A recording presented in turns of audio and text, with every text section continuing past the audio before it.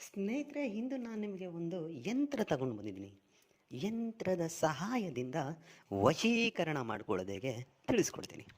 ಅದಕ್ಕೂ ಮುಂಚೆ ನನ್ನ ಚಾನಲ್ನ ಸಬ್ಸ್ಕ್ರೈಬ್ ಮಾಡಿಲ್ಲ ಅಂದರೆ ಸಬ್ಸ್ಕ್ರೈಬ್ ಮಾಡಿ, ಲೈಕ್ ಮಾಡಿ, ಶೇರ್ ಮಾಡಿ. ಹಾಗೆ ನಿಮ್ಮ ಫ್ರೆಂಡ್ಸ್ಗೂ ಹೇಳಿ ಶೇರ್ ಮಾಡೋದಕ್ಕೆ. ಮತ್ತು ಬೆಲ್ ಐಕಾನ್ ಬಟನ್ ಪ್ರೆಸ್ ಮಾಡೋದನ್ನ ಮರಿಬೇಡಿ. ಏಕೆ ಅಂದರೆ ಮುಂದೆ ನಾನು ಏನು ವೀಡಿಯೋಸ್ಗಳು ಬಿಡ್ತೀನಿ ಅದೆಲ್ಲರಿಗಿಂತ ಮುಂಚೆ ನಿಮಗೆ ಬಂದು ಸೇರುತ್ತೆ. ಸ್ನೇಹಿತರೆ, ಡಿಸ್ಪ್ಲೇ ಮೇಲೆ ನಾನು ನಿಮಗೆ ಒಂದು ಯಂತ್ರ ಕೊಟ್ಟಿದ್ದೀನಿ. ಆ ಯಂತ್ರವನ್ನು ನೀವು ಬರ್ಕೊಳ್ಳಿ. ಬರೆದ ಆದ ಮೇಲೆ ಯಂತ್ರದ ಒಳಗಡೆ ಶ್ರೀಂ ಗಂ ವಂ ಗ್ರೌಂ ಕ್ರೀಂ ಹಂ ವಂ ಶಂ ಅಂತ ಬರೆದಿದ್ದೀನಿ. ಸೆಂಟ್ರಲ್ಲಿ ಒಂದು ಬೀಜ ಮಂತ್ರದ ಚಿಹ್ನೆ ಬರೆದಿದ್ದೀನಿ, ಅದನ್ನು ಬರೀರಿ. ಅದಾದ ಮೇಲೆ 4 ಕಡೆ ಹೆಸರು ಅಂತ ಬರೆದಿದ್ದೀನಿ. ಅಂದರೆ ಅದು ನಿಮಗೆ ಯಾರು ಬೇಕಾಗಿದ್ದಾರೋ ಅವರ ಹೆಸರನ್ನು ಬರೀರಿ.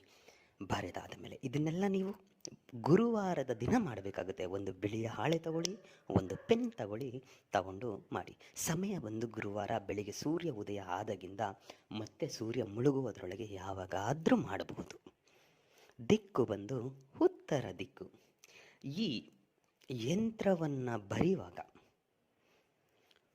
ಓಂ ಕ್ಲೀಂ ನಮಃ, ಓಂ ಕ್ಲೀಂ ನಮಃ, ಓಂ ಕ್ಲೀಂ ನಮಃ ಅಂತ ಮಂತ್ರ ಉಚ್ಚಾರಣೆ ಮಾಡ್ತಾನೇ ಇರಿ. ಮಂತ್ರ ಪಠನೆ ಮಾಡಿ.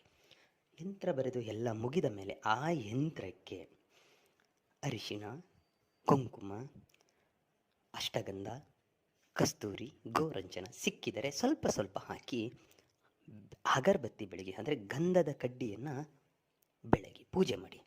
ಪೂಜೆ ಮಾಡುವಾಗಲೂ ಆ ಮಂತ್ರ ಪಠನೆಲೇ ಇರಬೇಕು. ಇದಕ್ಕೆ ಲೆಕ್ಕ ಇಲ್ಲ. ಮಂತ್ರ ಎಷ್ಟು ಸಾರಿ ಬೇಕಿದ್ರೂ ಹೇಳ್ಬೋದು. ಹೇಳಿ ಆದ ಮೇಲೆ ಆ ಯಂತ್ರವನ್ನು ಫೋಲ್ಡ್ ಮಾಡಿ ನಿಮ್ಮ ಜೇಬಿನಲ್ಲಿ ಇಟ್ಕೊಂಡ್ಬಿಡಿ. ಅಂದರೆ ಕುಂಕುಮ ಅರಿಶಿಣ ಸಮೇತ ನಿಮ್ಮ ಜೇಬಲ್ಲಿ ಇಟ್ಕೊಂಡ್ಬಿಡಿ, ಸಾಕು.